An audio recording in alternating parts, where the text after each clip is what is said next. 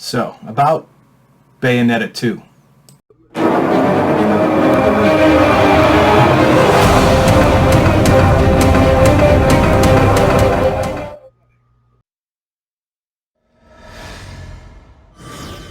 Bayonetta. Ah yes, Bayonetta.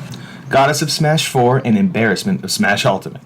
When I first played Bayonetta 2 on the Wii U, I thought it was kind of a lateral move compared to the first game. The gameplay felt the same, the vibe was nearly identical, and I thought her redesigned outfit was actually worse, so my first impression wasn't great. So then I go back to the first game after spending extended time with this one, and then I realized just how much better this game was than its predecessor. She could still turn into animals to help her traverse the environment from the first game, the snake to traverse water, I think that's a new one, the crow for pointless aerial bits, and the panther for moving faster in general, and that's the most useful of the three. I realized that the controls are actually tighter, the story's a tiny bit more cohesive, and the available weapons are overall better as well. So that actually sounds like a good jumping off point, I think, for this video. The weapons. It's not absolutely flooded with weapons like Dark Souls, so I can go over each one in solidarity. First off, we have a very standard set that she uses in Smash, with Love is Blue / Scarborough Fair. Regular punches and kicks combined with lots and lots of bullets.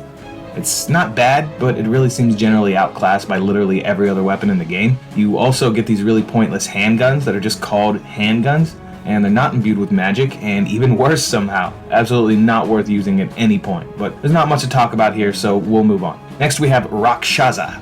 These are going to be her basic blade weapons, and can be equipped to her feet as well as her hands. It's a solid weapon all around. It doesn't do a lot of damage, but it attacks quickly and feels great to use in general. Always a good go-to weapon for newcomers and veterans alike, and will always have its place in her arsenal, I feel. Okay, next is Sharaba, which makes its return from the first game. Just as before, it's a solid weapon. It's comparable to Rakshasa, I think, and it can only be equipped to her hands. It's the weapon of choice for total edgelord type players, and gets turned into the Master Sword when you use the Hylian Hero outfit that I'll get into later, but we'll move on. Next up, we have, and in no particular order to these weapons, Chernobog.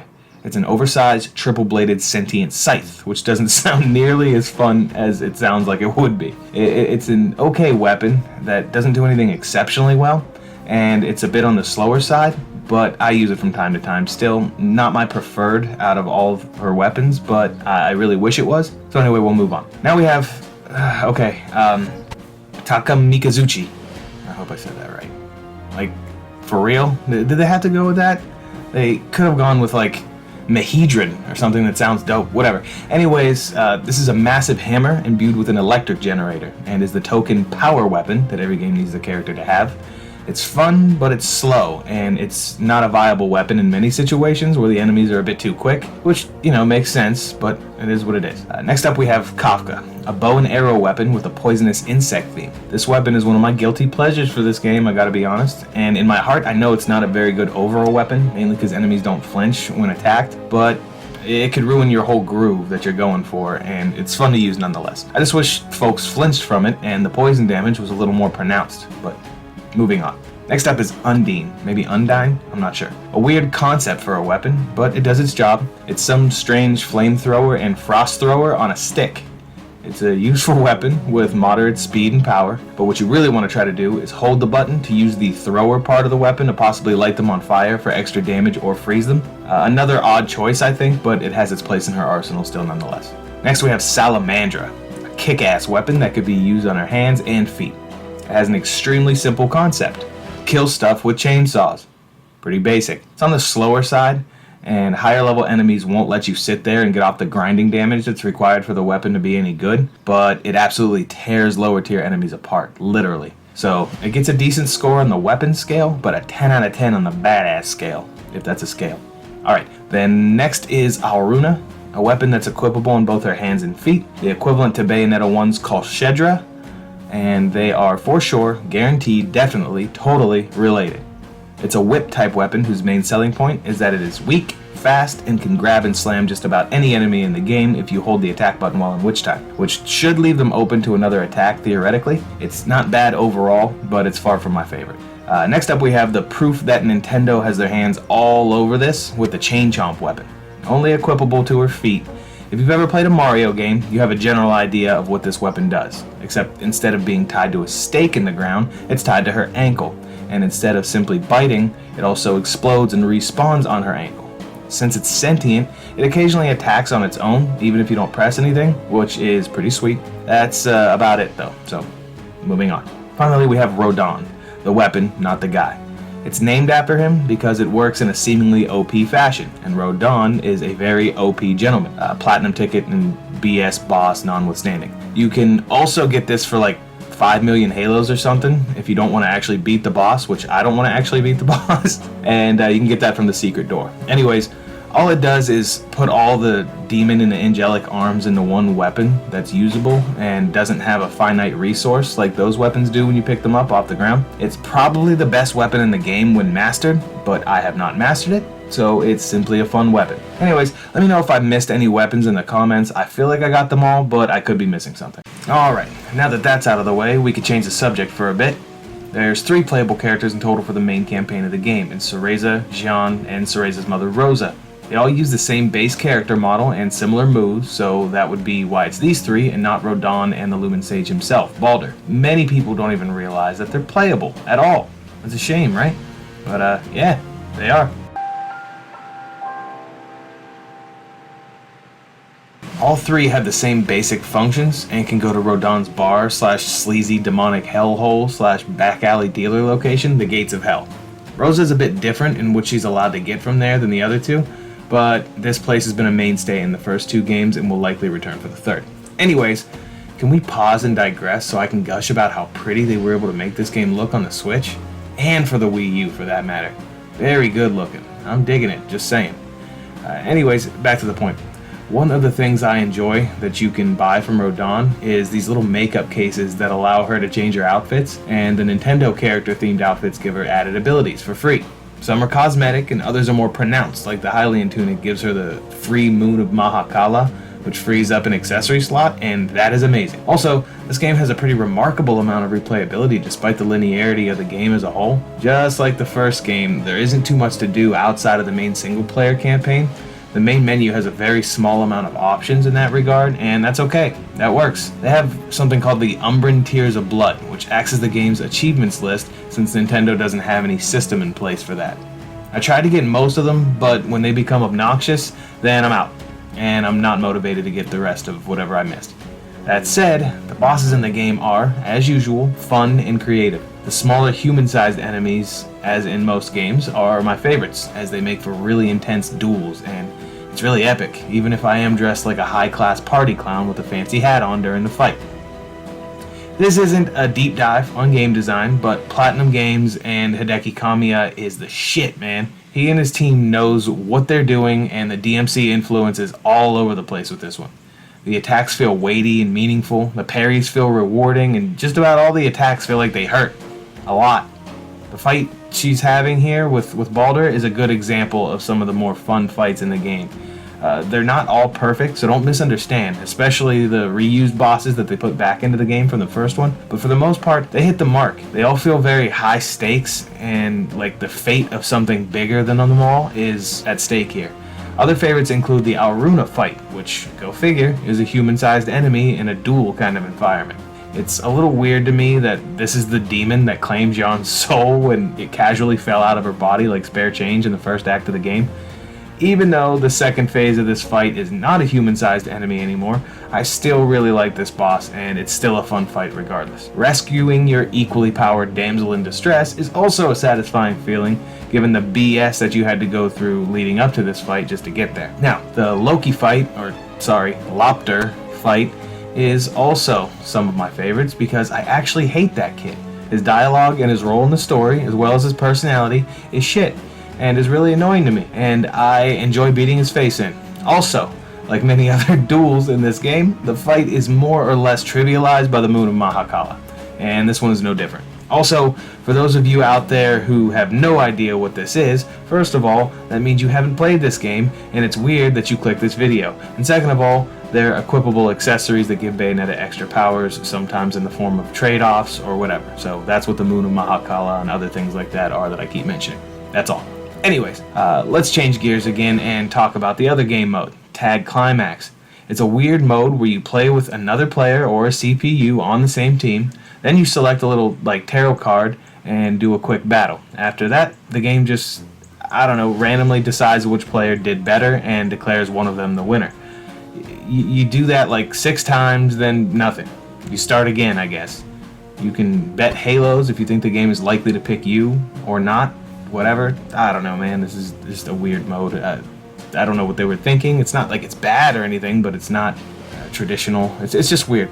But since this mode has less to do with story implications and traversal, you can actually play as a very nerfed version of Rodon, who can't use Wicked Weaves and is probably the worst character to select in this mode as a result, and a slightly nerfed version of the Lumen Sage, who is only nerfed because he doesn't have access to his full moveset. Otherwise, he's pretty much the same as he always is when he's a boss. So let's talk about all that here, shall we? Alright, so you get to play as Rodon, and that's really awesome. I was really excited when I heard that coming into the whole situation, and I was motivated to go in and actually try to unlock him. So I went ahead and did that, and then when I did that, realized that he's not so good. For the longest time, I didn't even know how to do his signature stomp, where he just like stomps the ground and clears everything out.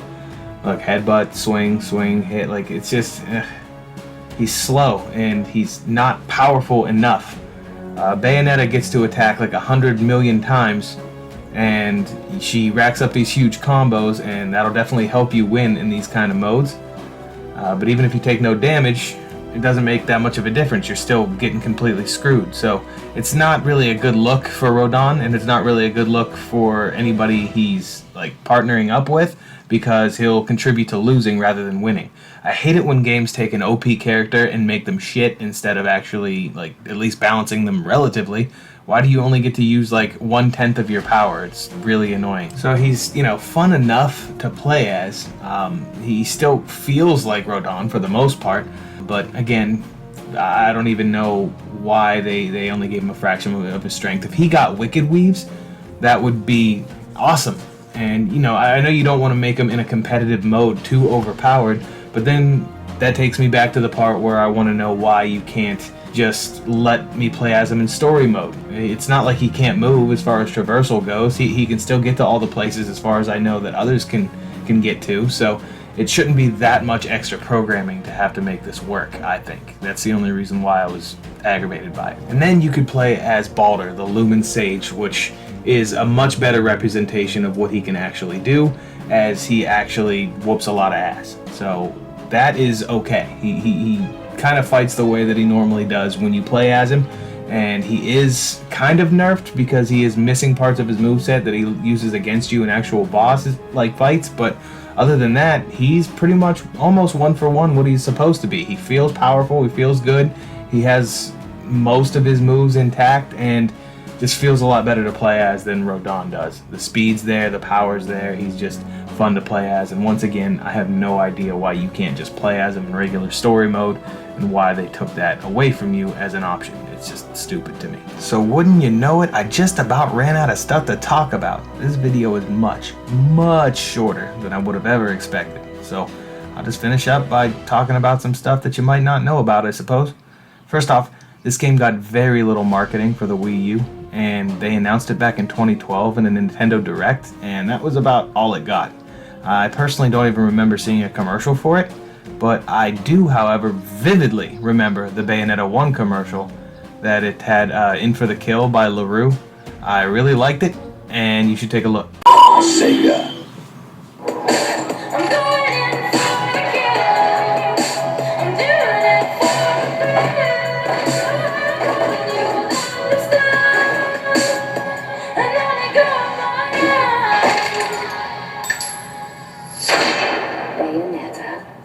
That was kind of hype back in the day, and I was interested immediately. I think by now that most people watching this are aware, but I'm sure not everyone, that Sega had the original publishing rights to it, and that's why it was a multi-platform game. Then, Nintendo stepped in with additional funding and snagged the publishing rights when Sega decided to let it go.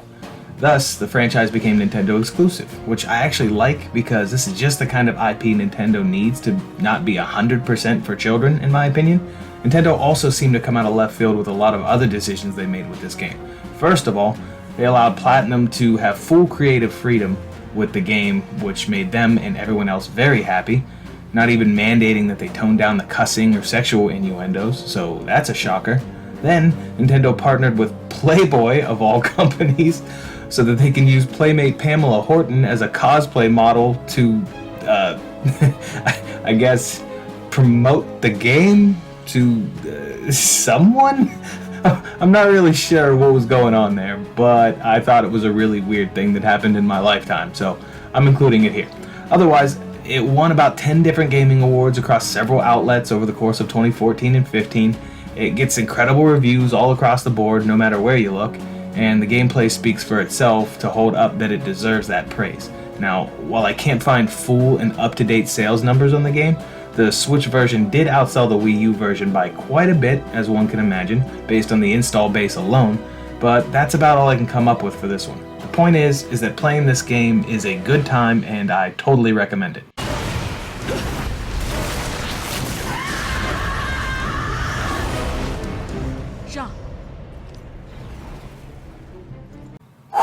Well, Bayonetta 2 is definitely a masterclass in how to make an action, adventure, beat-em-up, platformer. It's all kinds of things. But that Devil May Cry kind of mold, maybe even sort of Kingdom Heartsy, you just get a character, you run around a level, kind of like a, walking nuclear bomb, and then you just kind of go from there, and it's a masterclass in how to make that happen.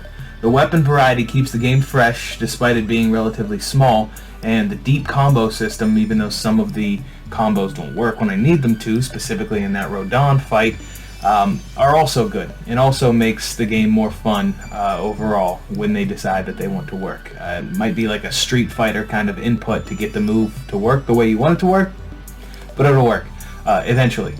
Just keep trying. So that being said, this game probably is kind of a tough decision. I like it a lot, way more than I should. So I'm probably going to give this game a 4 out of 5 on my scale. Again, loses some points for replayability, but if this was like an open world game and didn't have like an act structure and had more to it than just what it has, it would probably be a flawless game. So that being said, guys, I'd like to thank you for staying so sexy on the line.